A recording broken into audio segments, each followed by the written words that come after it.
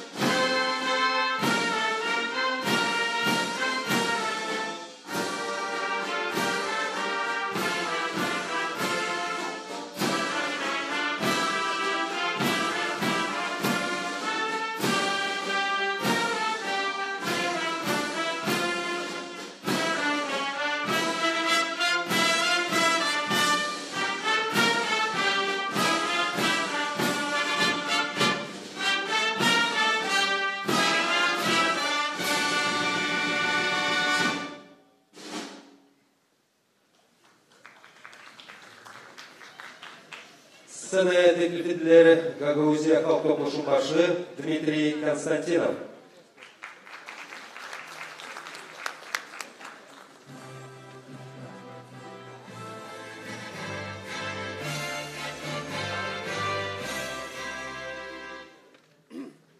Sabahınız hayır olsun arkadaşlarımız.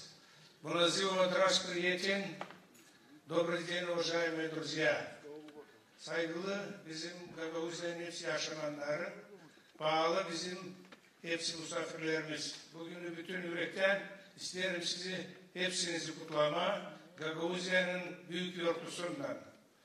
Bugün 28 yıl geri Moldova Respublika'nın parlamenti kurduğu bir kanun hangisine göre hepsi dünya anladı. Çünkü Gagauzya'da bulunduğu kendi avtonoması. Gagauzya'ya gidecek kendi yolundan, Gagauzya savaşçı olma daha bağımsız, daha serbestli.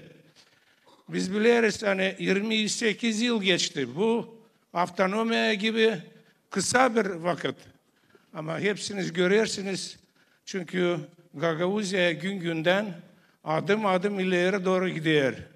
biz görüyoruz hani değişir Gagavuzya, kahveleşir Gagavuzya, tertiplenir Gagavuzya. Hepsi bunu görür. Bizim dış işlerimiz değişir, kahveleşir dış işlerimiz. Siz görüyorsunuz hani yavaş yavaş günden ileri doğru bizim kardeş paylarımız kahveleşir. Bizim bulunduğu bütün dünyada çok kardeşlerimiz hangi her gün oldu bizim yanımızda ta yıl günden. Bunu biz lazım tutma aklımızda çünkü biz biliriz hani ta yıl günlerden kurularken avtonomi Cumhuriyet Başkanı bizim Türkiye kardeşlerimizin adından çok yollar yaptı biri bize Gagavuzya'ya. Dil bir yol oldu. Da oldu bir kahve bir ortak bize. Biz sayarız hani büyük yardımcı oldu da kuruldu bizim sizinle avtonomimiz. Bunu bizim insan unutmadı. Bunu insan tutuyor pek iyi aklında. Biz pek isteyebiliriz bizim kardeşlerimizi. Biz pek isteyebiliriz hani onlar bize her bir yardımcı olurlar. Türkiye ta yıl günden bugüne de her gün bize yardımcı olur her taraftan. Biz görürüz ne yapılar olur burada. Biz görürüz ne projeler orada olur bizde. Angıları olur yardımcı bizim insana da ta rahat biraz bizim yaşamamız geçer sizinle. Biz lazım tutma aklımızda hani büyük yardımcı olur bize bizim Avrupa arkadaşlarımız da. Çünkü görüyoruz ne kadar yardım olur o taraftan da. Bir de kreş yok bizde, bir de uşak başçası yok, bir de okulluk yok. Nerede olmadı yardımlık bize bizim arkadaşlarımızdan, Avrupa tarafından. Biz bunlara da sizlere söylemeye sağ olunuz hani siz olursunuz bizim yanımızda. Bize bu zor vakitlerde biz de yerleşince yerimize. Biz lazım unutmama bizim Rus arkadaşlarımızla, Anglarla kol kola bir vakitler, çok vakitler yaşadık bir yerde. Bunu yokunca unutma hem de biz biliriz hani oldu çok yardımlar hem de büyüğünde ne zaman zor olacak biz inanırız hani onlar bizim yanımızda olacaklar. Biz buluruz anlaşmakları bizim komşularla da, Rumun taraflarından da, bizim Ukrayna taraflarından da çünkü biliriz hani orada yaşıyor bizim kısımlarımız, bizim kardeşlerimiz yaşıyor orada. Ama öyle oldu hani Sovyet Birliği'nden ta ne zaman dağıldı Sovyet Birliği kondu sınırlar da ziyade biz saklandık birbirimizden. Zor geçer bu vakitler. Ama sanırız hani yavaş yavaş bunlar da doğrulacak. Büyün lazım sizinden lazım açma problemi yani bizim kanonumuz hangisi kuruldu 1994. yılda biraz köstekli gider ileri doğru. Çünkü bize biraz zorluk yapıyor bizim yöndericiler Kişinev'den. Biz savaşırız, buluşuruz onlarla, anlaşırız. Ama hep o kadar gitmeyince lazım. Biz insanlar lazım bu işleri düşünmeye bir yerde de düşünmeye nasıl ileri doğru yapma. Çünkü görürsen olur büyük yanlışlıklar. Teoloji şimdi bitkinci vakitlerde kabul edildi bir kanun. Hani seçimlere göre Respublika'da bizim milletvekilleri bizim halk topluluğundan hem de milletvekilleri Respublika'dan buluşurlar var komisyon. Anlaşıp orada bu problemleri kaldırıyoruz. Ama görüyoruz onlar unuttular. Hani var bu komisyon da kendi başına yaptılar nasıl istediler bu kanunu. Biz şimdi lazım düşünmeye sizinden nasıl bir ileri doğru gideceğiz çünkü bizim var kendi kanunumuz seçimlere göre. Dil pakı bu iş. Var çok başka işler de bizde. Bizde komisyon siz bilirsiniz oldu halk topluluğunun milletvekilleri geçirdi. Bizim prokuror istedi geçirme olsun Gagavuzyan prokuror. Kaç yıl oldu? 8 yıl mı ne kadar yok bizim kendi prokurorumuz. Açan yetiştik komisyona Kişinev'a. Buldular hani o bilmeyen dili. Devlet dilini. Da problema oldu. Kolermediler. Ama açan bakarız geri doğru bize yollarla çadıra, bize yollarla kumrada prokuror hangisi bilmiyor Gagavuz dilini. Ama onlar kabul ettiler bu kanunu bize 94. yılda. Orada yazılı. Hani bizde hepsi lazım bilsinler bizim Gagavuz dilimizi. Lazım bilsinler devlet dilinde ama lazım bilsin Gagavuz dilinde. Onlar bunu unuturlar. kendi dilini birden getirdiler aklına. Bizim dilimizi bir tarafa attılar. Biz bunları bıramayacağız böyle. Biz ister bekler şimdi gelsin bize oradan onlardan izin de biz göreceğiz ne onlar yazacak bize de biz bulacağız orada da ucunu. Biz sanırız hani yavaş yavaş bu hepsici bu çözülecek bu zorluklar bu problemler ileri doğru öyle yokunca gitsin. Ben isterim tabir sıra danışma bizim patriotlara, ben isterim danışma bizim aksakallara, hepsi o insanlara Angıları 90. yılda canları acımadı bir şey için. Ne kendi fikrin için, ne kendi sağlığı için, ne kendi vakitleri için buradılar. Hepsini düşündüler. Yani bizim insan, bizim gençler nasıl ileri doğru lazım işlesinler. Kendi kendine biraz daha rahat kendi yaşamasını düşsünler. Bu insana biz derim bugün söylemeye çok sağ olunuz. Hepsi sizin ailelerinize de sağlık, bereket hem kısmet. Hem de hepsi bizim Gagavuzya'ya sağlık, kısmet. Çünkü yönümüzde bizde ta yeni yıllarda.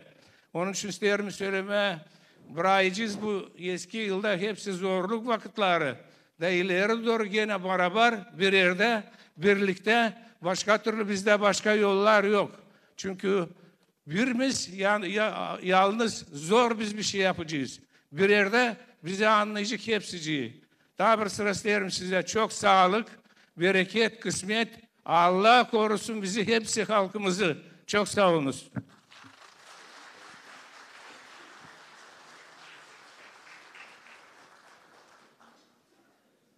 Сцена Теклиф Еделер, Гагаузиянын башканы Ирина Влах.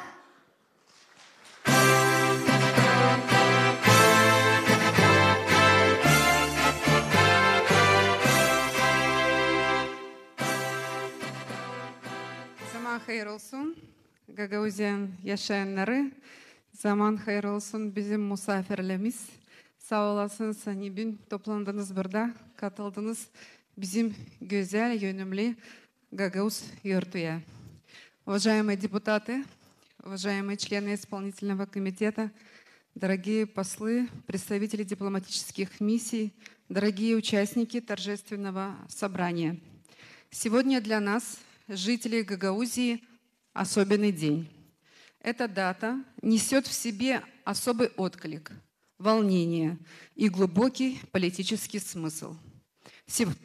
Сегодня исполняется 28 лет со дня принятия парламентом Республики Молдова закона об особом правовом статусе Гагаузии. Казалось бы, та напряженная атмосфера, которую удалось преодолеть благодаря особому статусу Гагаузии, должна была остаться где-то в прошлом, в 90-х. Но политика всегда полна непредсказуемых поворотов. Спустя 28 лет функционирования закона некоторые политические деятели все еще сомневаются в конституционности предоставления нам статуса автономии. Срочно забрать у Гагаузии автономию. Это русско-гагаузская пятая колонна, которая готовит дестабилизацию Молдовы. Примерно так звучат призывы некоторых политиков, которые, что очень символично, сами и провоцируют дестабилизацию в стране.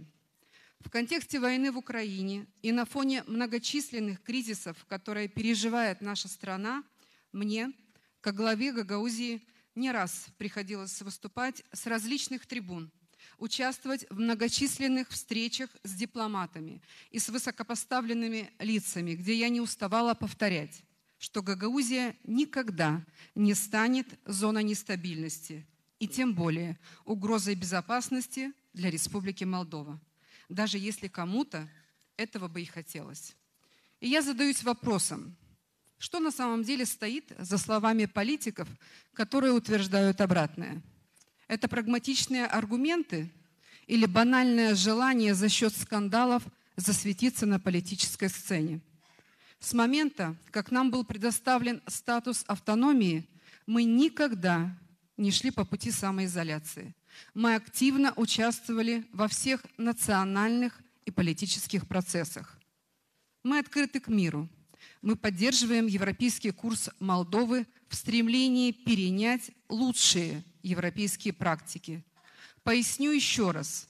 Мы не боимся и не избегаем этого процесса, потому что европейская политика исключает ущемление прав и свобод национальных меньшинств.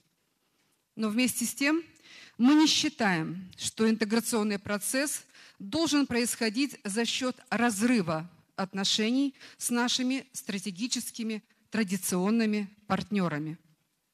И если газ из России дешевле, то его надо покупать у «Газпрома». Если электричество с молдавской ГРЭС дешевле, то его нужно покупать в Днестровске. И даже молдавскому правительству пришлось признать эту истину, проявив большую непоследовательность в принятии собственных решений. Уважаемые жители Гагаузии, считаю, что за 28 лет было сделано недостаточно для процесса культурной и языковой интеграции гагаузов. Уверена, вы следили и могли оценить нашу акцию «Открой Гагаузию через культуру», в рамках которой во многих районах нашей страны прошли концерты с участием наших артистов. В Бельцах, Единцах, Яловенах, Синджирее, Аргееве, Фалештах нас встречали полные залы культуры и восторженная публика. Мы действительно почувствовали себя единой и многонациональной семьей. У нас есть еще одна область, в которой мы должны проявить большую настойчивость. Речь идет о языковом факторе. В чем наше достижение пока чуть скромнее, так это в продвижении в регионе государственного языка с соблюдением при этом права гагаузов общаться и учиться на родном языке. Но благодаря программе многоязычного обучения, которая реализуется в наших школах, проблема слабого владения детьми государственным языком в ближайшей перспективе должна быть решена.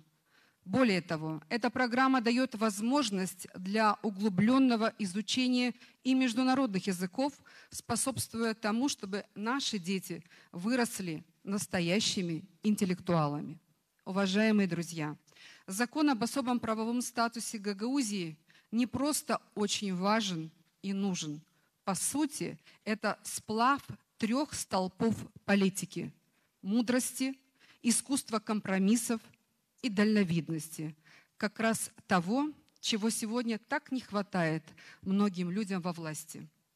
Не случайно закон Республики Молдова, наделяющий Гагаузию автономным статусом, является ровесником Конституции Республики Молдова, первого основного закона независимого, суверенного и молдавского государства. Благодаря закону об особом правовом статусе Гагаузии созданы и функционируют основные институты власти нашей автономии. Теперь уже от нас, от нашей политической культуры зависит, насколько эффективно мы сможем обеспечить сотрудничество между исполнительной властью и народным собранием в интересах 150 тысяч жителей нашей автономии. Сотрудничество между главными органами власти только повысит наши возможности принимать автономные решения в вопросах экономики и социальной политики, поможет находить стимулирующие рычаги для экономических агентов, для потенциальных и действующих инвесторов. Да, к большому сожалению, мы должны признать, что на сегодняшний день у нас сложно складывается общение как с правительством, так и с президентом нашей страны. Однако правящие партии приходят и уходят. А отношения между гражданами этого государства, между молдаванами и гагаузами, переселившимися в этот край еще при русском царе Александре I, должны основываться на доверии и дружбе. Мы должны беречь мир и согласие в нашем общем доме в Республике Молдова. Наступающий 2023 год обещает быть непростым в политической жизни, экономике и социальной сфере. Нас ожидают всеобщие местные выборы, выборы Башкана-Гагаузии. Центральные власти планируют новые реформы. Реформы поспешные, болезненные и непродуманные до конца.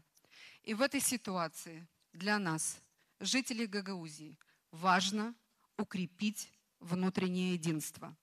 Только в этом случае мы сможем сохранить свою идентичность, преодолеть все вызовы и продолжить развитие. Желаю всем нам мира, здоровья, добра, благополучия и процветания нашей Гагаузии. С днем рождения, Гагаузия! Да хранит тебя Бог, наш благодатный край.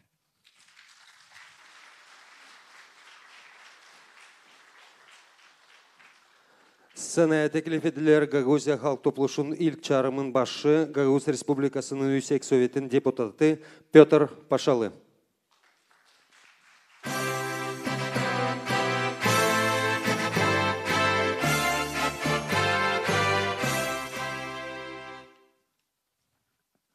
Saygılı Gagauzyan yaşayanları, pahalı halkım, pahalı dostlarımız, sağ olun hani hepsimiz toplandık burada da bugün var nasıl söyleyelim birbirimize birer tatlı laf. Her bir halkın var milli suvereniteti. O büyük bir iş, Allah'tan verilme. Onun var 5 payı. Birinci, bizim Cumhurbaşkanımız oturuyor bizim önümüzde. Halk topluluğu. İkinci. Üçüncü, bütçet. Dördüncü, bizim güzel kültürümüz. Beşinci, o bizim temel kanunumuz.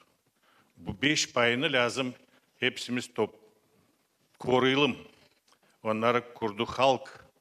Halk da lazım onu korusun. Sayarsak birbirimizi, koruyarsak bu 5 payı, o zaman Gagauzyan var şansı ileri gitme. 28 yıl geri halk ayırdı kendine yol.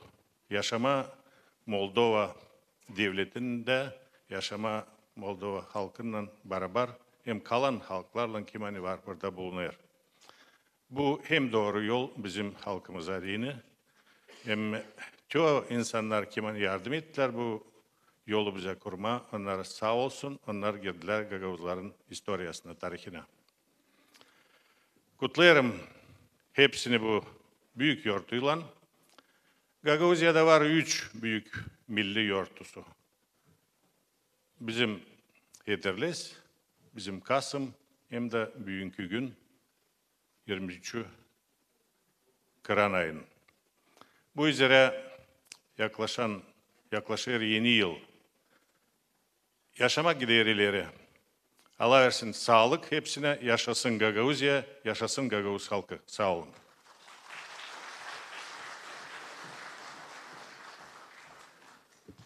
Scenaya teklif edilir Türkiye Cumhuriyeti'nin Büyükelçisi Moldova'da Uyar Mustafa Sertel.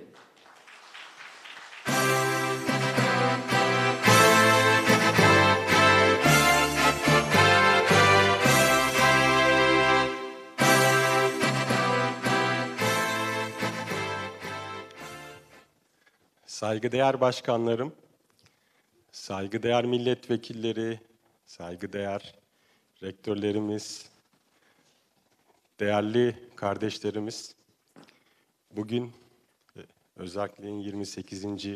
yıl dönümü vesilesiyle bir araya gelmiş bulunuyoruz. Davetiniz için teşekkür ediyoruz.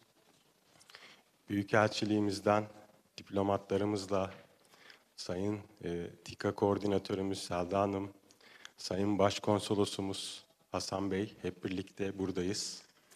Ayrıca Türkiye'den Sayın Rektörümüz, misafirlerimiz buradalar. Biliyorsunuz ben yaklaşık 3 ay önce burada göreve başladım. Birkaç defa çeşitli vesilelerle buraya geldim.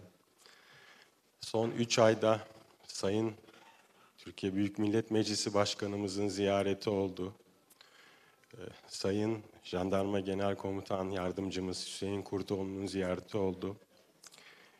2 hafta önce de Moldova Başbakan Yardımcısı, Dışişleri ve Avrupa ile Entegrasyon Bakanı Sayın Nicu Popescu'yu ülkemizde ağırladık. Burada ikili ilişkilerimizin gündemindeki konuları hep birlikte takip ediyoruz. Bizlere çok sıcak bir karşılama yapıldı. Sıcaklığınızı kalbimizde hissediyoruz. Bizlere gösterilen ilgi de motivasyonumuzu ikiye katlıyor. Bugüne kadar ülkemiz pek çok projede, bölgede gerçekleştirdi biliyorsunuz. Devam eden projelerimiz de var. Bizler Moldova'nın refahı içinde, Gagavuz özerklerinin de refah içinde kalkınmasını, kültürünün öğelerini devam ettirmesini temenni ediyoruz. Bugüne kadar yürütülen projeler halkımızın, kardeşlerimizin gönlünden kardeşlerimize yapılan projelerdir. Ümit ediyorum ki ülke içindeki makamlarımızla karşılıklı işbirliği, sağduyu, anlayış içinde bugün de bahsedilen konuların ele alınması, sağduyuyla bir noktaya getirilmesini temenni ediyoruz. Biliyorsunuz Ukrayna'da bölgemizde kaygı verici gelişmeler oluyor. Bizler temennimiz 2022'de tamamlamak üzereyiz.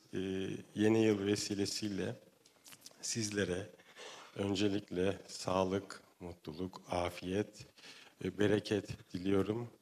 Ailenizle birlikte yeni yılda ağız tadıyla, huzurla mutlu bir yıl geçirmenizi istiyorum. Önümüzdeki dönemde de tekrar ziyaretlerimiz olacak. Projelerimizi takip etmeye başlayacağız. Eğer yolunuz Kişinev'e Büyükelçiliğimize de düşerse sizleri bir Türk kahvesi, Türk çayı içmeye bekliyorum. Hepinize saygılarımı, hürmetlerimi sunuyorum. Teşekkür ediyorum.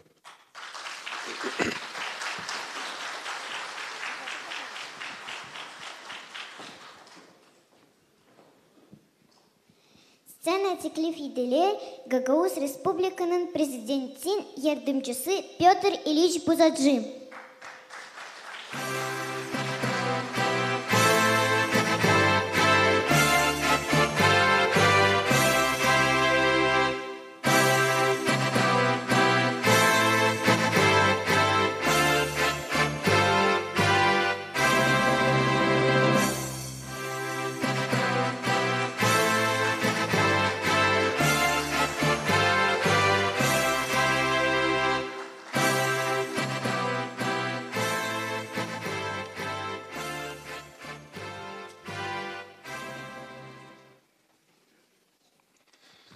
Добрый день, уважаемые присутствующие. Добрый день, вся Гагаузия, кто нас слышит. Уважаемый Башкан Гагаузии Ирина Федоровна, председатель Народного собрания Дмитрий Георгиевич, депутаты Народного собрания, члены исполнительного комитета и все приглашенные на это торжественное собрание. 23 декабря 1994 года – это знаменательная дата для народа Гагаузии. Эта дата определила статус гагаузского народа, дала дорогу на развитие как духовной, экономической, так и политической сфере и на развитие своего, как было сказано, языка и своей культуры. О целесообразности придания гагаузам статуса автономии старт был дан еще с 1988 года учеными и лидерами общественных движений того времени. В 1991 году задача избрания избранной комиссии на съезде депутатов всех уровней и утвержденной комиссии, данной комиссии в парламенте Республики Молдова стояла одна задача – выработать проект закона, на котором бы стояла или же решались все вопросы между центром и Гагаузией. Отражая чаяния народа, выдвинутые требования на всех съездах депутатов всех уровней Гагаузии, на которых акцентировалась цель не ниже статуса нашей автономии, до чего мы в то время дошли. Но затяжной кризис за последние годы в политической ситуации страны отрицательно сказывается и на автономно-территориальном образовании. Это отрицательно сказывается и среди нашего населения Гагаузии. Очень четко проявляется среди молодого поколения, которое разочаровывается в нас с каждым днем. И иногда слышишь на улице среди них: а что нам дает Гагаузия? Это очень обидно. Рабочие места отсутствуют, заработная плата низкая, но никто из нас, руководящих, не поправляет и не направляет молодежь. А это очень плохо. Это строится настрой будущего поколения.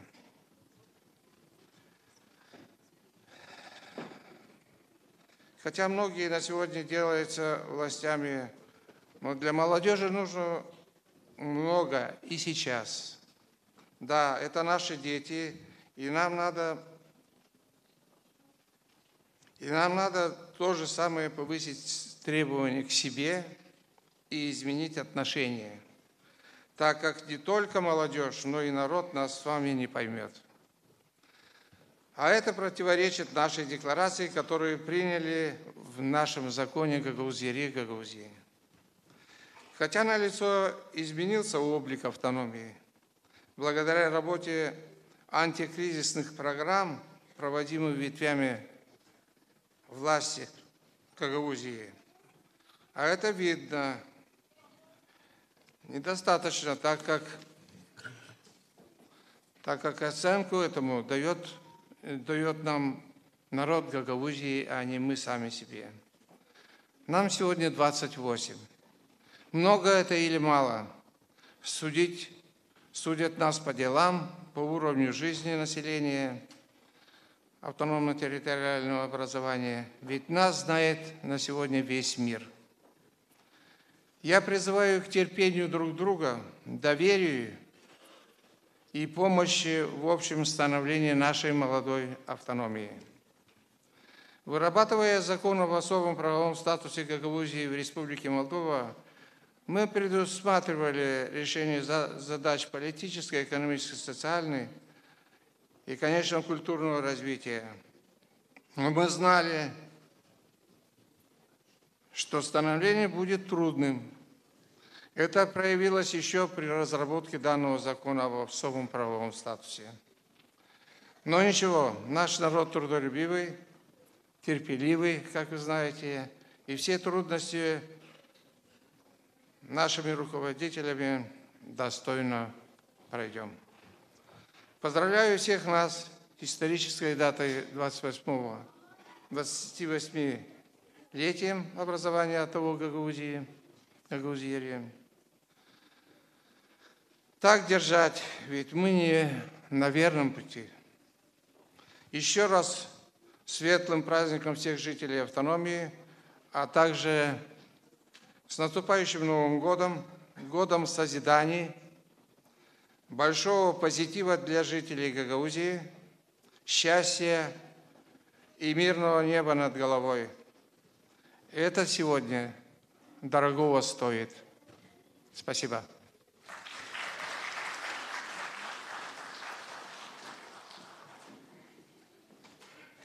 Scenaya teklif edilir Samsun 19 Mayıs Üniversitesi'nin rektörü Profesör Doktor Yavuz Yunal.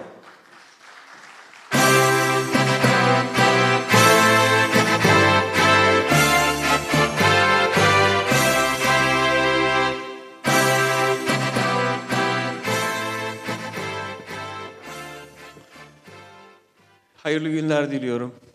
Öncelikle Gagavuz Halk Topluluğu Başkanı, Meclis Başkanım, Devlet Başkanım, önceki dönem Meclis Başkanım, Büyükelçim, Sayın Rektörüm, çok değerli misafirler, sizin ifadenizde pahalı misafirlerimiz. Hepinizi saygıyla selamlıyorum. Bir kardeşiniz olarak öncelikle otonom bir bölge olmanız, özerk bir bölge olmanızın kutlamasının 28. yılında sizinle birlikte olmak, sizin duygularınızı paylaşmak, sizin duygularınızla heyecanlanmak bize gurur veriyor, bize onur veriyor. Sizin mutluluğunuz bizim açımızdan bir mutluluk. Devlet olarak başta Büyükelçim, Başkonsolosum, bütün arkadaşlarımızın, TİKA Başkanımızın ve benzerim böyle bir mutlu gününüzde sizinle birlikte olduğunu görmek bize gelecek açısından umut veriyor. Gelecek açısında kardeş, soydaş iki milletin bir arada, birlikte gelecek açısından güç birliği oluşturmasına imkan sağlayan, fırsat oluşturan güzel birliktelikler bunlar.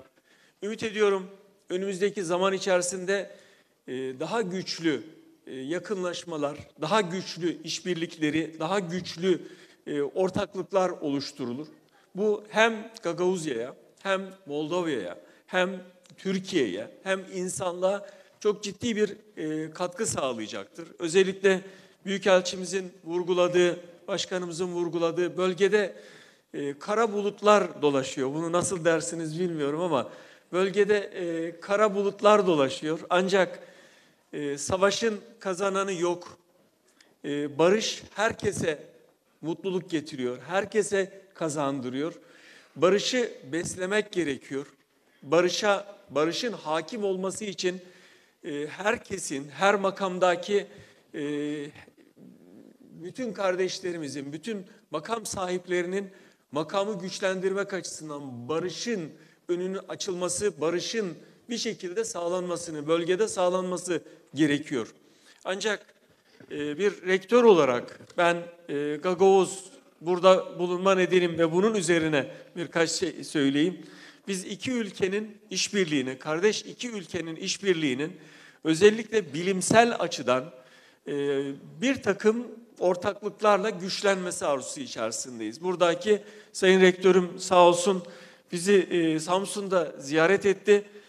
Kendisiyle çok yakın, çok eskiden tanışan dostlarmış gibi çok yakın bir ilişkimiz oldu. Buraya davet etti. Peki ne zaman gelelim dediğimizde de bugüne işaret etti. O nedenle kendisine huzurlarınızda özel olarak teşekkür ediyorum. Bizim katkımız, bizim yapabileceğimiz katkı aslında neslimizi korumak, insanımızın kültürümüzü korumak, geleceğe yönelik olarak ne sağlayabiliriz, nasıl bir katkı yapabiliriz buna bakmak. Değerli kardeşlerim, burada iki temel hususun altını çizmek isterim. Bunun bir tanesi başkanımız da dikkat çekti. Özellikle üzerinde biraz da Gagavuzca konuştu, üzerinde biraz vurgulu durduğu için dilin korunması gerekiyor. Eğer dil güçlendirilirse, eğer Gagavuz dili yani sadece konuşulan bir dil değil de bir kültür diline dönüşürse, bir medeniyet diline dönüşürse, eğer bir bilim diline dönüşürse bu Gagavuz kültürünün bekasını sağlayacak, gelecekte çok güçlü bir varlık olarak yer almasına fırsat verecektir. İşin doğrusu varoluşun en önemli parçası, zorunlu parçası. Kaybedildiğinde çok şey kaybedilecek. Varlığı, Gagavuz kültürünün, Gagavuz dilinin varlığı aslında bir bu özellik açısından bakıldığında, Gagavuz milleti açısından, Türk soyu, Türk boyu açısından bakıldığında bu gelecek açısından son derece önemli. İkinci bir nokta kültürün ilişkili olduğu, ikinci bir nokta ise dilin ilişkili olduğu kültürdür. Kültür nedir? Yani bunun belki küçük bir açıklama yapmak gerekiyor. Kültür bir günde oluşmuyor. Bir günde oluşmuyor. Kültür işte annemizin ninnileriyle, ozanlarımızın, artistlerimizin şarkılarıyla, türküleriyle, dedelerimizin deyişleriyle, atasözleriyle ama zaman içerisinde değerleri toplayarak oluşabilen bir şey. Dolayısıyla bir günde oluşmuyor ama kaybedilmesi çok kolay. Başka kültürlerin, başka özellikle emperyalist bir takım yaklaşımların altına girdiğinde kültür riske giriyor demektir. Kültürün en önemli özelliği kimlik sağlar. Gagavuz kültürü sizi Gagavuz yapar. Eğer Gagavuz kültürünü kaybederseniz Gagavuz ifadesini de kullanamayacaksınız.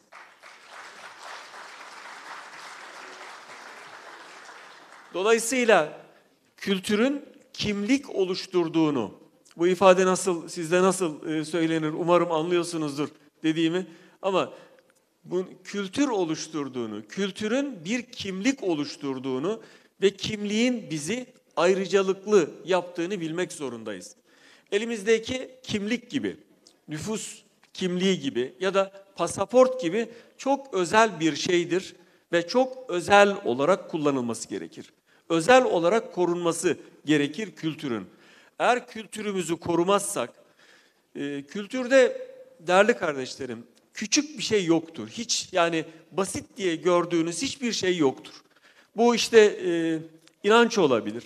Bu kapı çalma biçimi olabilir. Selam verme biçimi olabilir. Temas etme, iletişim kurma biçimi olabilir. Bunların her biri toplamda bizi biz yapan ayrıntılardır. Dolayısıyla gelecek neslimize bu kültürün aktarılması gerekir. Aktarılırken de onun sıradan değil de bizi yaşatan, bizi var eden, bizi tanıtan, bizim kimliğimiz olarak değerli, hadi yine pahalı ifadesini kullanayım, pahalı bir değer olduğunu hissettirmek gerekiyor. Bununla bunu taşımak gerekiyor. Yaşadığımız dünyada elimizdeki tek şans eğitim. Yani neslimizi korumak açısından, kültürümüzü korumak açısından, içerisinde yaşadığımız büyük coğrafya, Moldova'ya ya da daha büyük kültür bölgesine ya da insanlığa katkı sağlayabilmek açısından bunu korumak zorundayız. Siz olduğunuz sürece değerlerinizle güzelsiniz. Değerlerinizle güçlüsünüz. Değerlerinizle insanlığa, Moldova'ya ya da Türk boylarına, Türk kültürüne buna katkı sağlayabileceksiniz. Dolayısıyla bir hoca olarak diyeyim burada, benim sizden istirhamım yavrularınızın eğitimine özen göstermeniz. Bu eğitimin güçlü bir eğitim sonrası da tekrar bu topraklara dönüp bu topraklara hizmet etmelerini, bu topraklarda idareci olmasını, işte meclis başkanı olması, devlet başkanı olması, siyasetçi olması ya da ticaret yapması, eğitimci olarak bu bölgeye dönmesi. Bunun bir bilinç olarak yavrularımıza hissettirilmesi gerekir.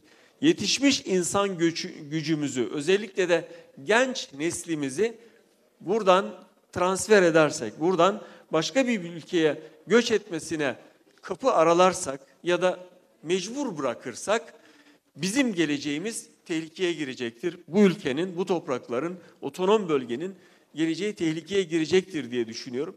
Dolayısıyla elimizdeki tek fırsat, en güçlü silah eğitim. Eğitim birçok şeyin geriye bırakılarak eğitimin öne çekilmesi gerekiyor. Eğitim konusunda ciddi bir seferberlik herkese yarar sağlayacaktır. Barışa hizmet edecektir. İnsanlığa yeni bir farkındalık oluşturacaktır. Yeni bir pencere aralayacaktır diye düşünüyorum. Ümit ediyorum 28. yılını kutladığımız bu güzel günün, bu mutlu günün 280. 2000'li yıllarını da millet olarak yaşamak, millet olarak bu hazzı çocuklarımızla, insanlıkla, bütün dünyayla paylaşma imkanı olur, fırsatı verir. Böyle bir fırsat oluşturduğu için ben başkanıma tekrar teşekkür ediyorum. Sizlerle bir araya gelme fırsatı oluşturdu. Bu güzel günde güzel duygularınızı paylaşarak, güzel duygularınız nedeniyle sizi kutlayarak saygılarımı arz ediyorum. Yeni yılda yeni bir yıl geliyor. Yeni bir yılda huzur, barış, bereket, mutluluk diliyorum. Bütün sevdiklerinizle, ailenizle, çocuklarınızla, bütün insanlığa mutluluk getirmesini, barış getirmesini, umutları güçlendirmesini diliyorum. Saygılarımı arz ediyorum.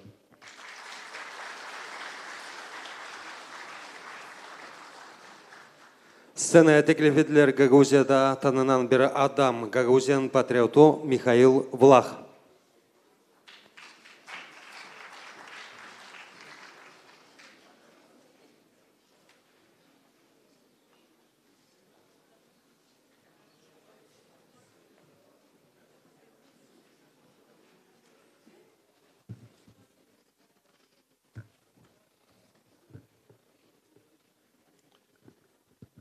Selamlarım saygılı başkan, halk topluluğun başı, депутатлар, saygılı aksakallar, pahalı vatandaşlar. Kutlarım Гагауз халкы и Юртула. Уважаемые друзья, сегодня Гагаузия справляет свою 28-ю годовщину со дня принятия парламентом РМ закона об особом правовом статусе АТО Гагаузии. Сегодня честно и открыто хочу сказать, что из года в год в этот день, 23 декабря, все меньше радости становится в сердцах у каждого жителя нашего Гагаузского региона, так как многие из нас четко замечают, как руководство нашей страны целенаправленно, шаг за шагом стараются уничтожить нашу Гагаузию. Права и полномочия автономии сокращены до минимума. Сегодня жители Гагаузской автономии для получения из госучреждений любого документа, справки, сертификата и так далее тратят немалые деньги, так как приходится ездить за сотни километров и стоять в очереди целый день, чтобы только сдать документы, а потом еще в назначенный срок по записи повторить этот же путь для получения требуемого документа. И это продолжается многие годы, и нет разницы, какая партия стоит у руля государства. Мы, народ Гагаузии, постоянно живем в надежде, что когда-то придет к власти в Республике Молдова патриотически настроенная промолдавская партия, которая наконец-то обратит внимание на гагаузскую автономию. Сегодня нужно открыто сказать, что автономия существует только на бумаге. Те, кто знаком с законом об особом правовом статусе, знают, что многие статьи главного закона существуют, но давно забыты.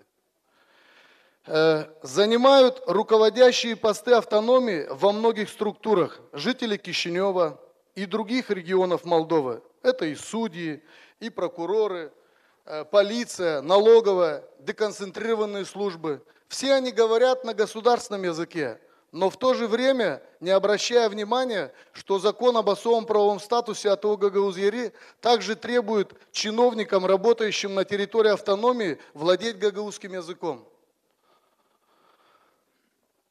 Это один из примеров отношения центральной власти к гагаузской автономии. Поэтому всегда возникает вопрос, почему молчит наше руководство. Вот Кодекс о выборах сейчас принял закон, Кодекс о выборах принят парламентом Республики Молдова. И гарантии, что Гагаузия будет представлена в парламенте страны 5 депутатами, абсолютно никакой. Тем более, когда мы говорим о квоте с правом вето. Непонятно, почему западные партнеры, посольство Америки, видя все эти нарушения, молчат, продолжая финансировать нарушителей. Навряд ли Молдова будет принята в члены Европейского Союза с такими нарушителями. Как говорится, уважаемые друзья, поживем увидим. Вопросов такого характера очень много. Просто сегодня не хочется совсем испортить настроение всем нашим жителям и гостям. Но и сказать, что все у нас хорошо, тоже я не могу. Накопилось много что сказать у каждого из нас. И формат сегодняшнего мероприятия не позволяет мне об этом говорить в полной мере. Но я все же верю, что мы способны объединиться во имя будущего Гагаузии. Много раз говорил и еще раз хочу озвучить свое видение, что для того, чтобы понять, по какому пути идти гагаузскому народу, для этого необходимо собрать наших аксакалов, отцов-основателей, патриотов и организовать национальный курултай для принятия серьезных решений, как это было в 90-х годах. Уверен, что многие наши патриоты готовы предложить свое видение для исправления ситуации. И завершая, хотел бы поздравить жителей гагаузской автономии и в целом Молдавии с этим праздником, поскольку этот праздник является общим для многонационального народа Молдовы.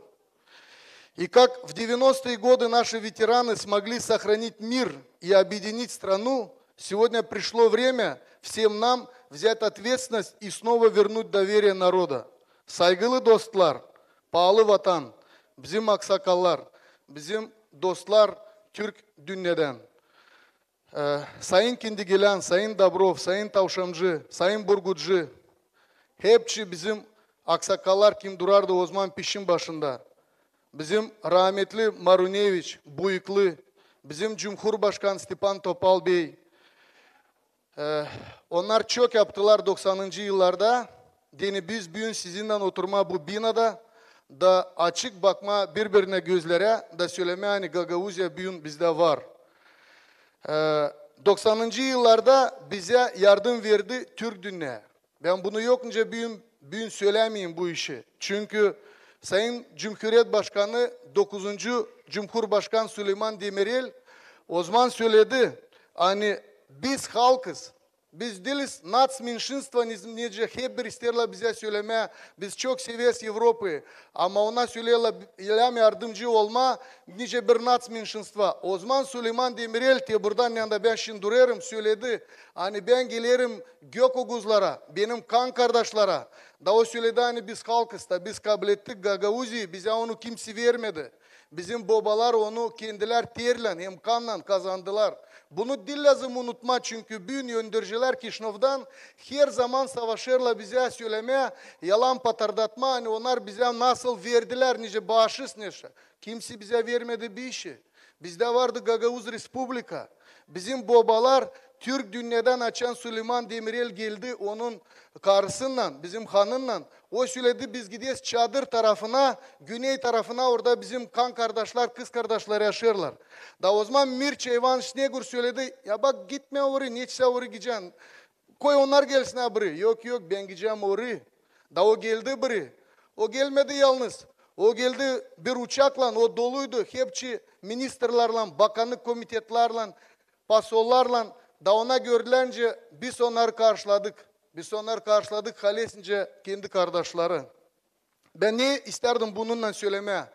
Yani siz duygulanasınız dostlar. Çünkü bugün Kişinev, nice bugün buradan söyledi çok bizim başkan da, halk topluluğunda başı. Yavaş yavaş bana deni ben de vardınca gelim, biraz gülmekle gülerim. Ama kam gülmeye de yok poftam. Ne çizerim? Bugün 28 yıl ama yavaş yavaş yok ediyorlar Gagauzi'yi. Ben düşünüyorum hani Kişinev lazım işitsin bizi. Biz lazım söyleme bizim lafımızı nice 90. yıllarda. Ben düşünüyorum hani halk topluluğu, bakanlık komitesi, patriotlar lazım buluşsunlar. Da gene söylesinler bizim Kişinev yöneticilere hani biz var nasıl übürüla. Biz söyledik hani biz Brayers yezdi. Brayers bir tarafa onu ama biz var nasıl bu kurultayı yapma. Da biz düşünme biz gidiyoruz bir yoldan. Onlar sayarlar biz yani biz hep bu halkta bulunuruz. Ya da bizde olacak ayrı bir yol. Çünkü önce söyledi başkan halk topluluğun prokuroru onlar istemiyorlar. Ana dili orada dolaştırarmış. Nalogovı aldılar, bunu aldılar, onu aldılar. Hepsini aldılar. Söylerler reforma yaparlar. Bakınız biri bizde var Gagauzya. Ya öğrenin siz de Gagauz dilini. İsterseniz olma prokuror, sudya problema yok. Ya bizde var komisya. Biz sizi geçireceğiz bizim komisyadan. Yiyeleceğiz sizi. Da bakacağız siz ana dilini bizim Gagauz dilini bilirsiniz mi? Siz varınca mı olasınız? Sudyam, prokuror o satan işte. Onun için isterim bitirmeye bu güzel bir kanonda dua etme hepsine sağlık, kısmet, bereket. Yaşasın Gagauzya. Gagauz yeri ileri.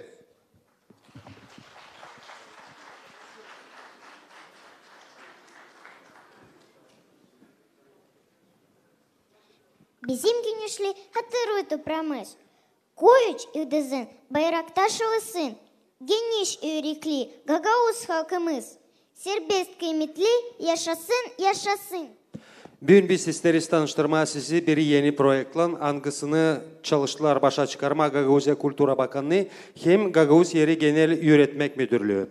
Belki vakitler koyuldu yüksek dava ki Gagauzya'nın öğrencileri ilerletsin Gagauz türkülerini, unutulmasın, daha genişten kullanılsın evlat boylarından. Bu projekte uşaklar ilerletecekler halkımızı havezlen. Bizim de şanlı kultura hizmetçileri onlara yardımcı olacaklar. Sevgili dostlar, programımızı açır Gagauz halk Oyun ansamblisi Volkaneş kasabasından Yıldızlar. Öndürücü Mikhail Savastin.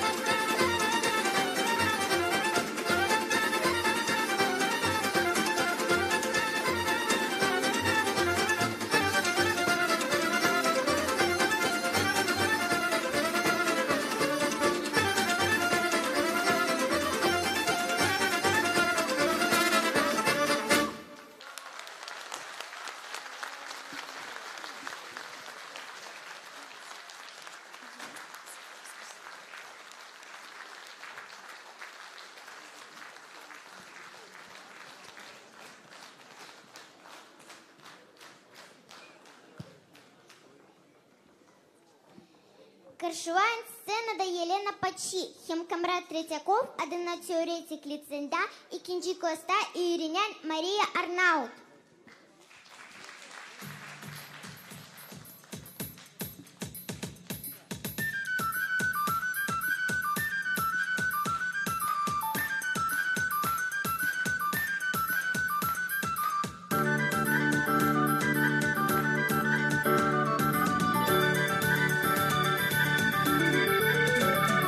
Sevilerim ben, doğdum bu yerde. Nerede baksan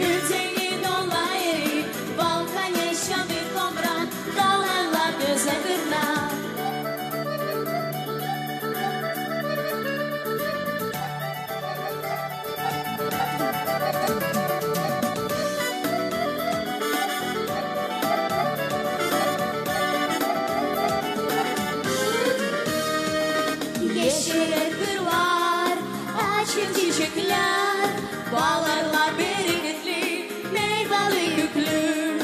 Şenlikte yaşar, şeremet insan, anılmış oldum, gözleri bakar. Ziyan benim, ütüngün ola yerim, Balkan yaşadır komrat, dolarlar göze kırnar. Гагаузия benim, Hüseyin dolayırım. Balkan yaşadır komrat, dolaylar güzel kırnar. Gagauzia benim, Hüseyin dolayırım, Balkan yaşadır komrat, dolarlar göze kırnar. Gagauzia benim, Hüseyin dolayırım, Balkan yaşadır komrat, dolarlar göze kırnar. Balkan yaşadır komrat, dolarlar göze kırnar.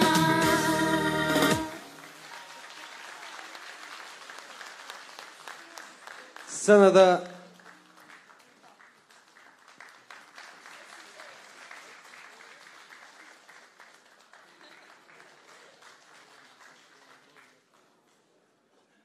da Çok Maydan Köyü'nden Yeni Okul adına teoretik liseyinde 7. klasta öğrenen Irina Arabacı ve Mikhail Paçı.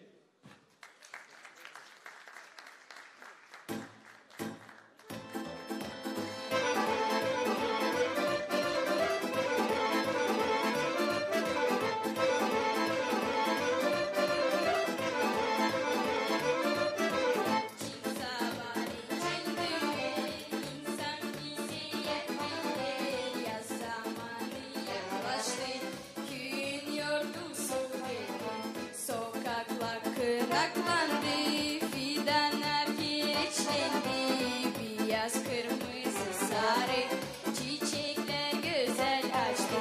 Köyümüz bizim yöndür, sevdayı insan duyar, her bir köye obadan, taraf ana babadan.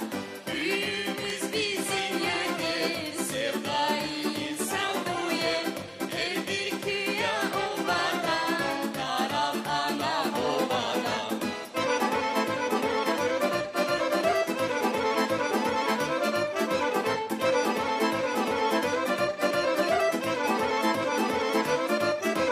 Tertipli insanlar, güzel giyimli uşaklar, yurdu meraklı geçer, çocuklarımız sevinir.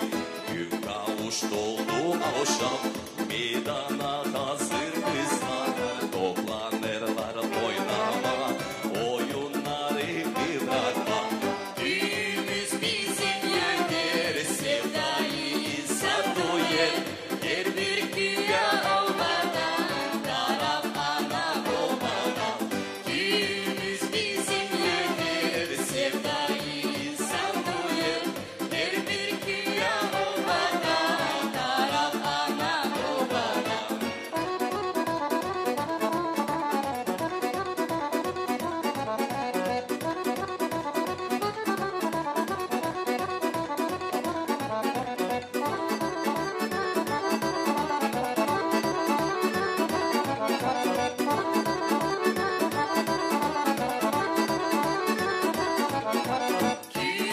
bizim yönder, sevdayı insan doyar, her bir güya olmadan, taraf ana babadan. Düğümüz bizim yönder, sevdayı insan doyar, her bir güya olmadan, taraf ana babadan.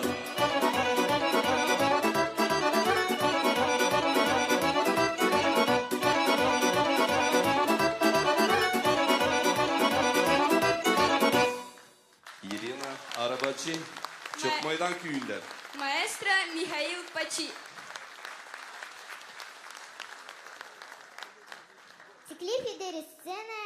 Теклиф сцена Натальи Томайлы, химкамрат Гаврил Гайдержи, адына теоретик лицинда, 4. класста öğrenen Арина Крестьева.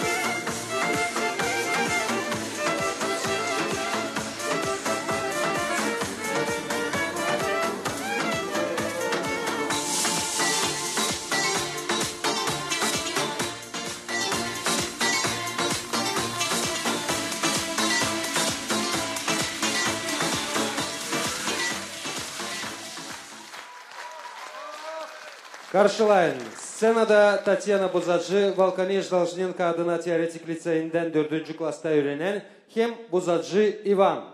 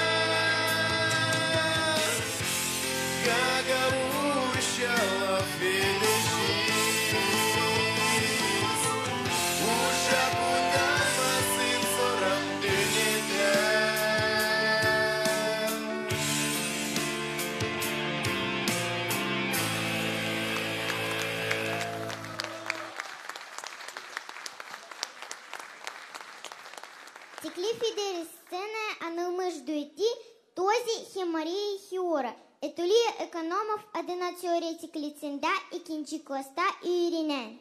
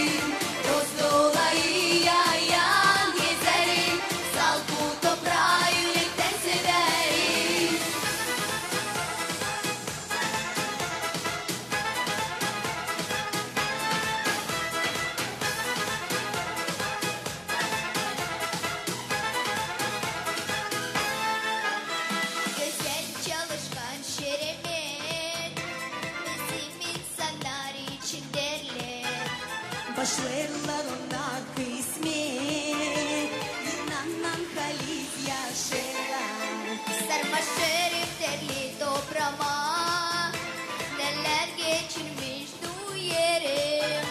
Bütün yürekten canımdan ana toprağımı severim.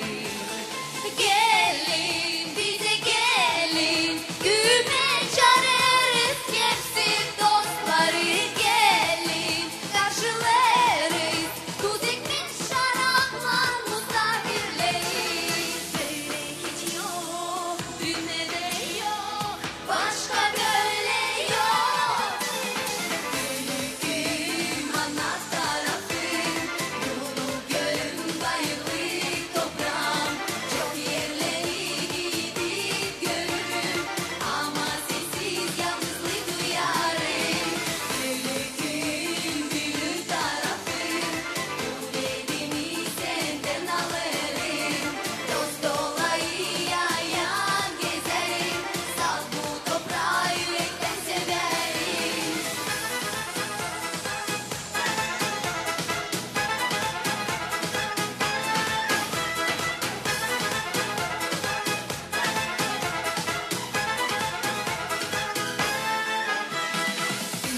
Gülüm ana tarafım bu gölüm bayırlı toprağım çok yerleri gidip görürüm ama sessiz yalnızlık duyarım gülüm gülüm tarafım bu evimi senden alırım dost dolayı yayan gezerim sal bu toprağı yürekten severim.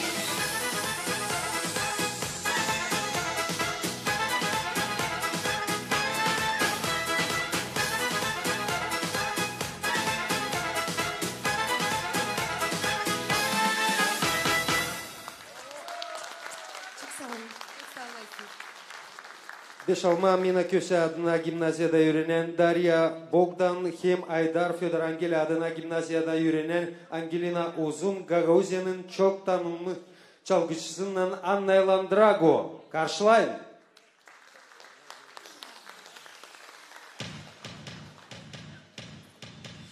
Koy işidesin kerida kutsal topraklarımızda vatanımız güneşli Gagauzya.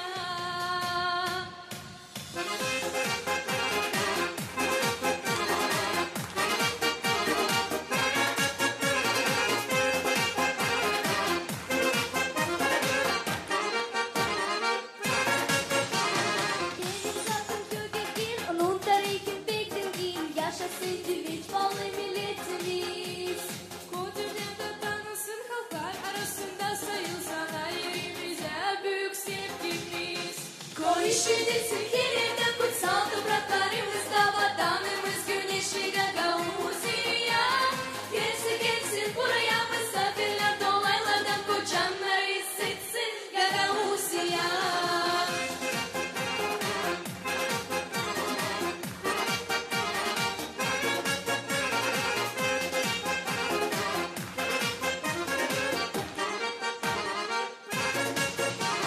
Çok ileriden gittin, felaketler görmedin, dedelere biz çöküp şükür edelim.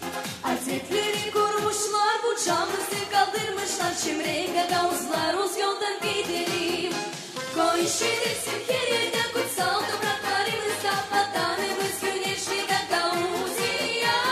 Gelsin buraya misafirler dolaylardan koçanlar hissetsin Gagauzya.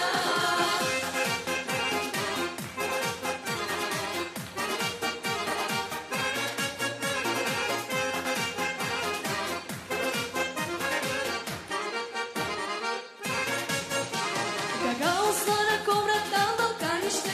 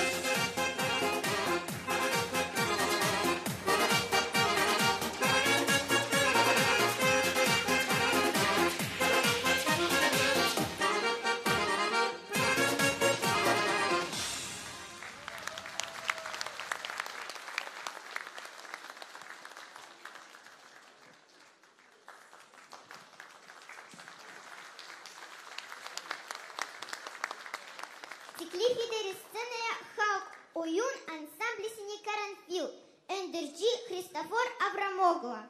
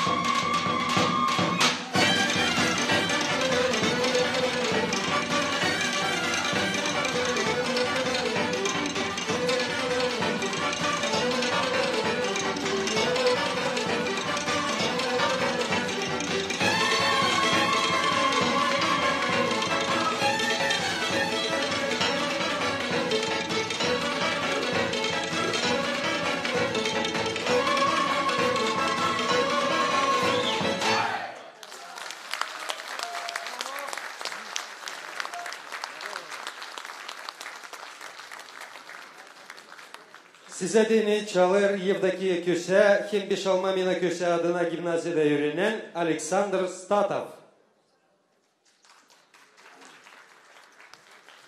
Zaman hayır olsun kalı dostlar. Herkesini kutlarız bu güzel yurtuyla.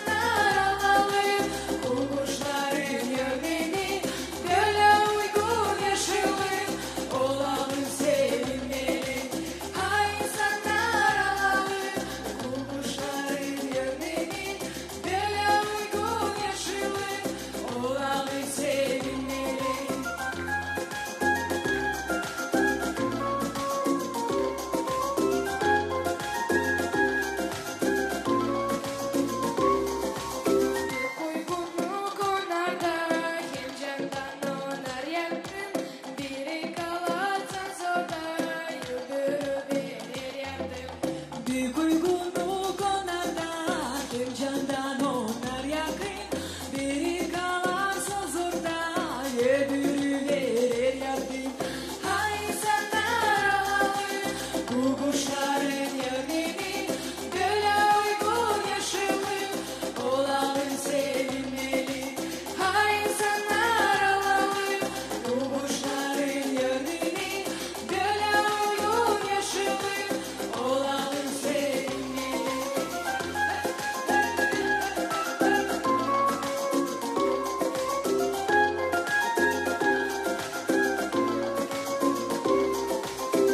Yellow güzel kuşağı, bakma bilmezsen oyma.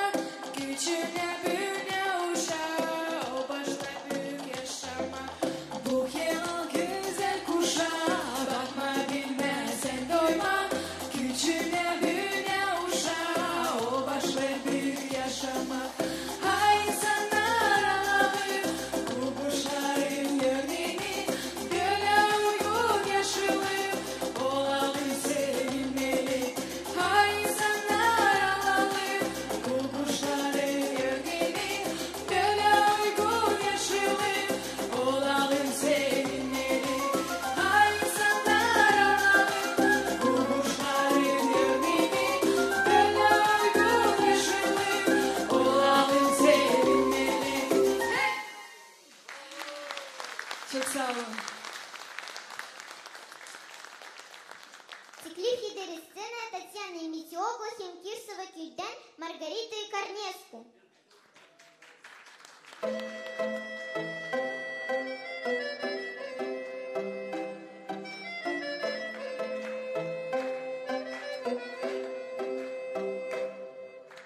Şubat çok can altında saçı, gül gülü yüzüm var. O yüzüme baka baka mare saçı, gözüm süzüldü. Versene al gülü, basma saçı, gözümü silerim. Gözümü sildikçe saçı, seni göreyim.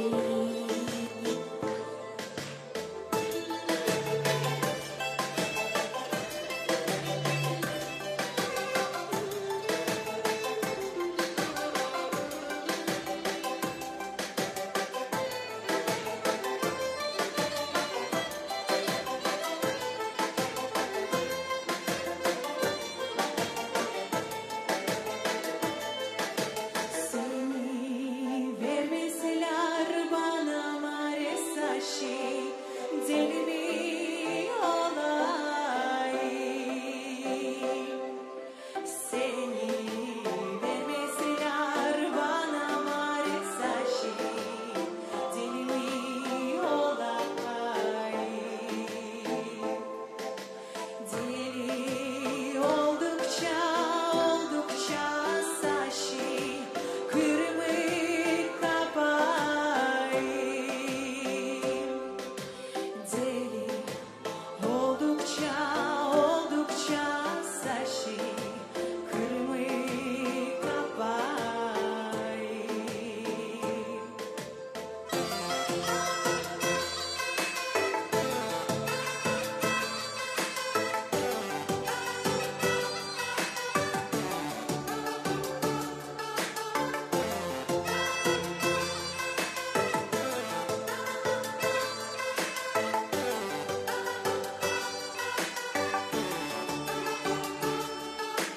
Senin mi yolunda mare saçı, köprümü olayım? Gelene geçine mare saçı, senin mi sorayım? Bıldır mare saçı, turnacık birdi, buylo geç buldu.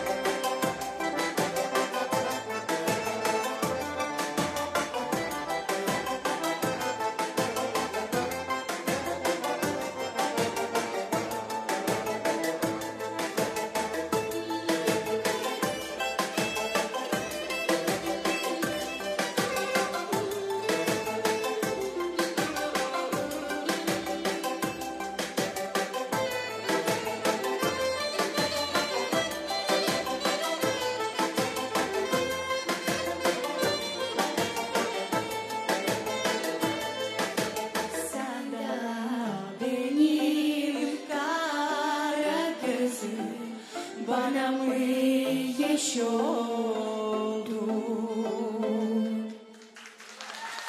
Спасибо, с праздником! Teklif ederiz seneye İli Köse hem Komrat Müzik Şkola'nın öğrencilerini.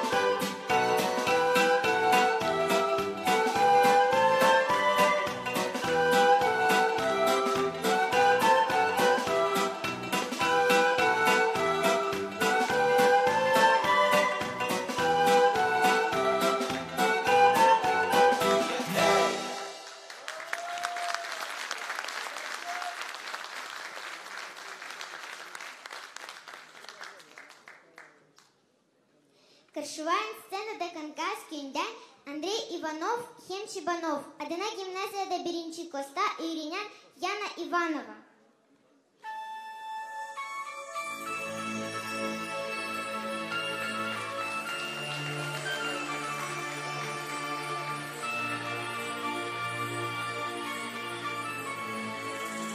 Pahalı dostlar, kutlarız sizi bu güzel bir yaptığıyla. Hepsinize sağlık, bereket olsun.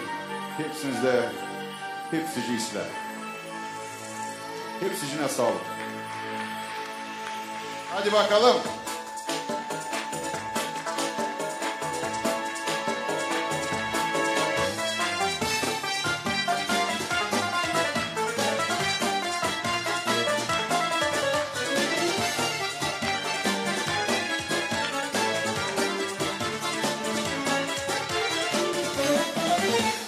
Gökovuşu dedemiz Balkanları katlamış, düşmanları yensemiş, burada devlet kurmuş, Yemelden bara detler Giderles kim kalsın mı var Canavar bize bakar Dedemizden kalmış bunlar Yaşa, yaşa Yaşa benim halkım Yaşa, yaşa Yaşa benim halkım Yaşa, yaşa Gagavuziyem derim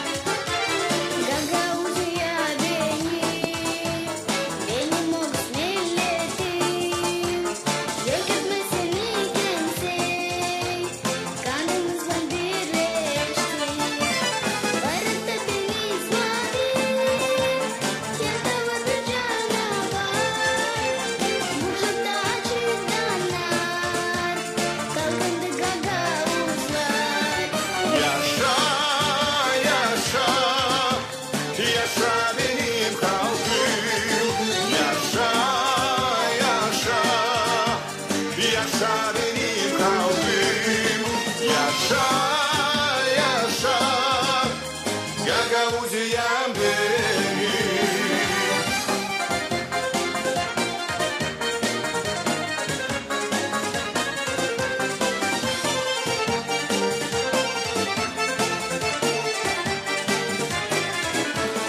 Birleşip toplanalım Halkımızla birlikte Eğelim biz her zaman Var olsun şanlı vatan Devleti kurduk her zamana Yaşasın Gagavuzluk Alerim ki bu bayrak Bilinen yıllara koyduk Yaşa, yaşa Yaşa benim halkım Yaşa, yaşa Yaşa benim halkım Yaşa, yaşa Yaşa benim halkım Yaşa, yaşa Yaşa benim halkım Yaşa, yaşa Gagavuziyem benim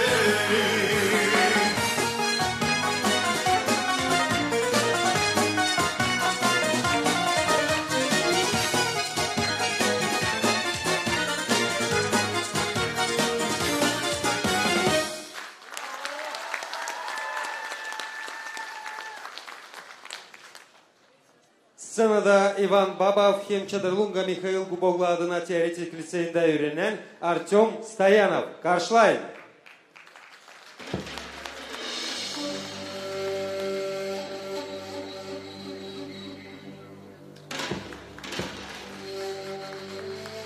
Evvelki vakitte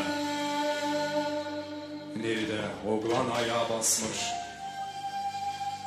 o yerde izi kalmış. Gagavuz halkı oradan doğmuş. Türkülerinle bizi dedelerle bağlamış.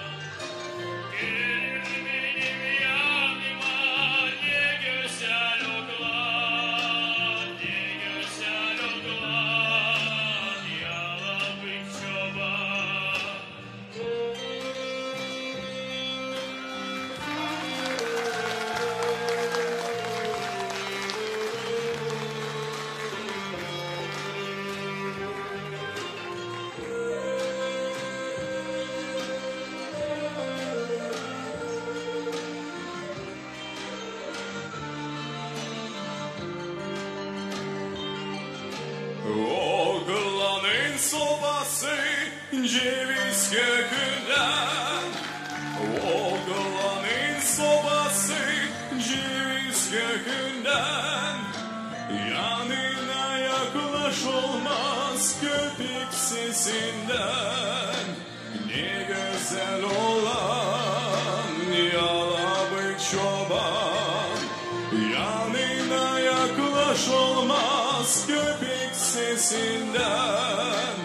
Ne güzel olan yalabık çoban.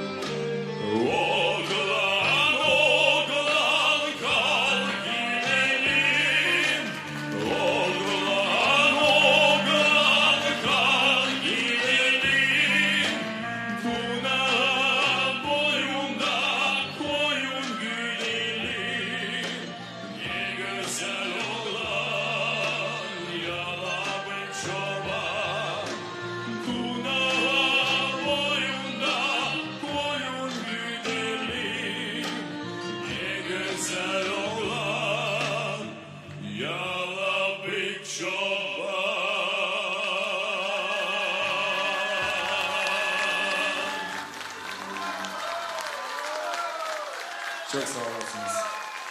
Arjons'ta yani.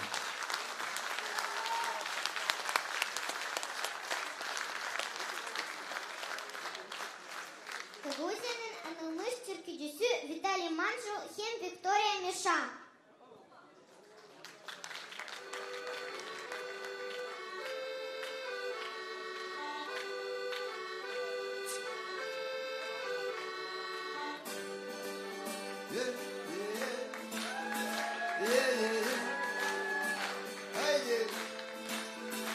Ay Gagavuzya yerim benim. Yaşasın bilmem you. Bütün dünyada sekiniz biz. Oh canım benim canım, canım. Akordeon gibi yerken bu varma içini. Oradaki seslenler kopar. Ne güzel oynarsan sen. Yavaşlarsın bal gibi. Çıkarsın içimden. Hepsi zikirler mi? Akordeon yeter. Canım benim o demirler. O yarım yaşadı. Sayma ne kadar çok gün. Ne kadar kaldı yaşamaktan.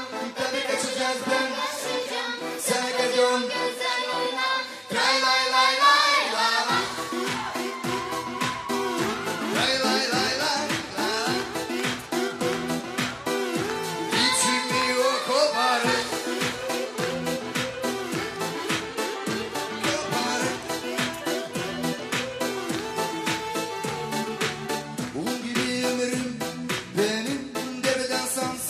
Geçmiş ya da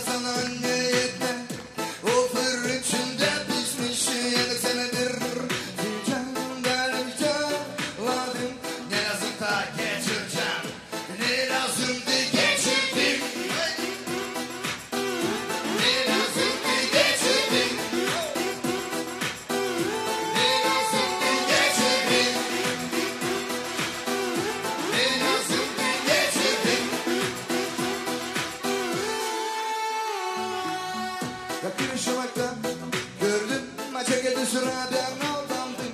Yanılan geri döndüm. Neçinilere akordeon seni anlamadım akordeon seni. Havalı seni benim paraladı. Senden işitmedim. Yalan. Yaladın seni sesini beni kurtardı. Akordeon yoter canım benim o demekler. Onu yarım yaşadım. Sayma ne kadar çektim. Ne kadar oldu yaşamaktan. Böyle sıcaktan yaşayacağım. Sadece o güzel vayma. Vay vay vay vay vay. Vay vay vay vay vay. Vay vay vay vay vay.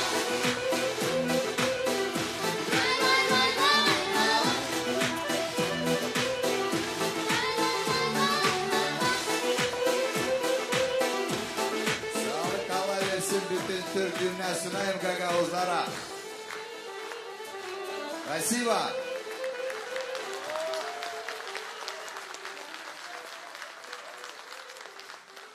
Programımızı ilerleder Kongas köyünden halk oyun ansamblisi Altın Çeşme. Önderci Viktor Gradinay.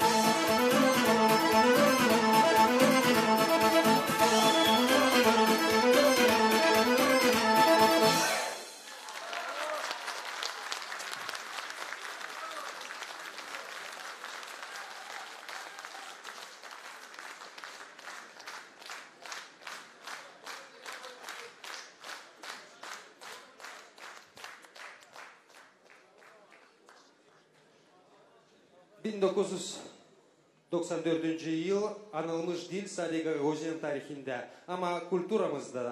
Neçe ki bu yıl doğduğu bir insan ılgısının sesi yeter her bir Gagauz yurtusunda. Barabar avtonomiyamızın büyüdü, talantlı hem becerikli Olga Paçi. Teklif ederim sanaya Olga Paçi hem Çadırlung Horizont Teoretik Liseyinde öğrenen Yeva'yı Duduş. Karşılayın.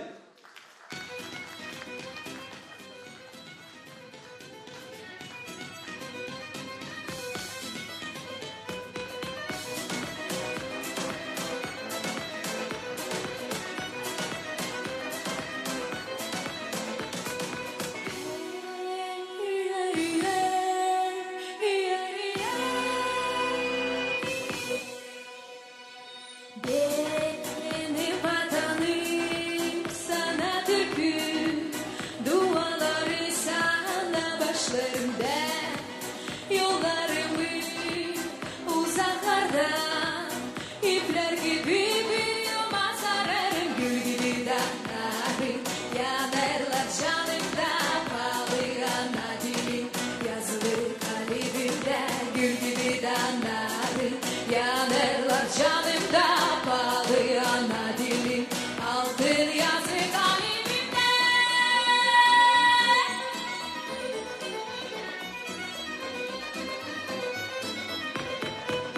Tuzları olsun bizde, kalçosun kobilinde, binle sabah karşılasın, vatanımda yaşasın. Tuzları ekmek olsun bizde, kalçosun kobilinde, binle sabah karşılasın, Gagauze yaşasın.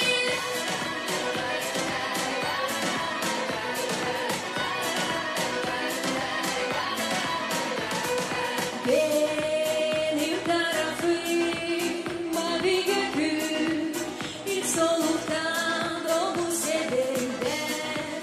Bu sevgi yollarıma destan gibi bir bahşiş verelim. Büyümüş çeşmeleri ikram yolculara, kardeşlerim şafket yevlatlara. Gümüş çeşmeleri ikram yolculara, kardeşlerim bayrak aldı yevlatlara.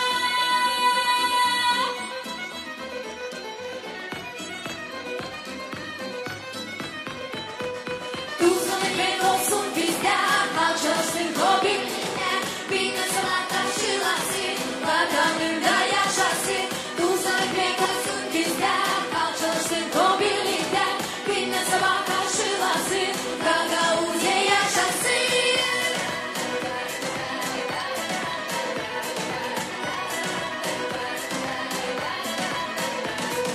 Tuzlu ekmek olsun bizde, kalçasın kobilinde, binle sabah karşılasın, vatanımda yaşasın.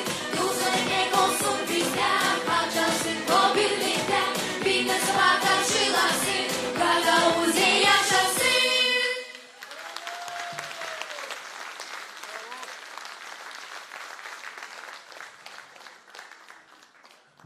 Сцена теклиф иделер Гагаузия Хакта Пушун Баши Дмитрий Константинов.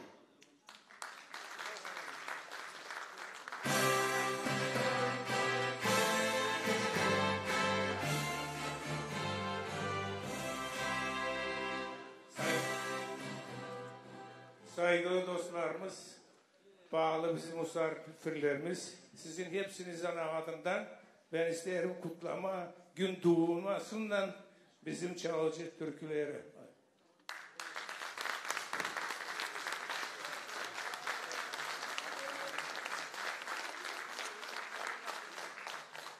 Bizde var daha iki uşak da, bir çocuk, bir de kızcağız.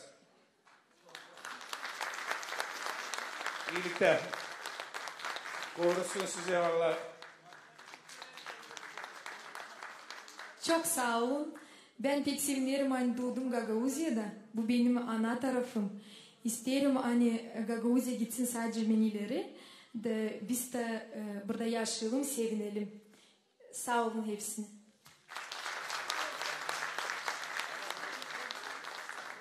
Deseler ederiz bizim programımızı. Sınada Moldova Respublikası'nın şanlı kültür hizmetçisi Piotr Petkoviç hem vokal stüdyosu Kolay Sesleri. Karşılayın.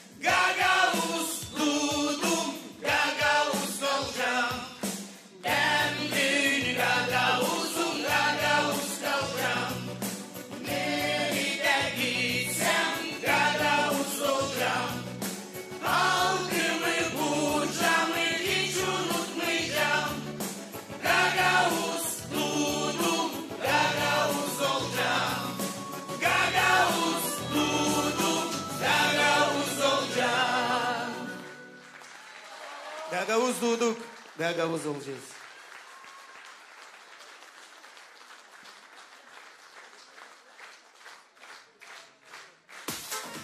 Sağ olun.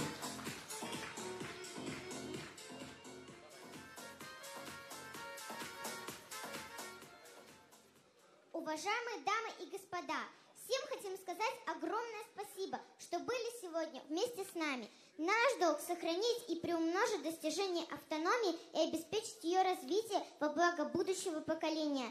Желаем нам всем единства, сплоченности и твердой веры. Bağlı vatandaşlar, saygılı dostlar, herkesine sağ ol deriz. Umutlanırız ki bu buluşmalar olacaklar tekrar. Ama bugün size deriz, kalın sağlıcakla. İyilik size, sağlık sizin ailelerinize. Yaşayalım, hem yaşadalım Gagauzya'yı.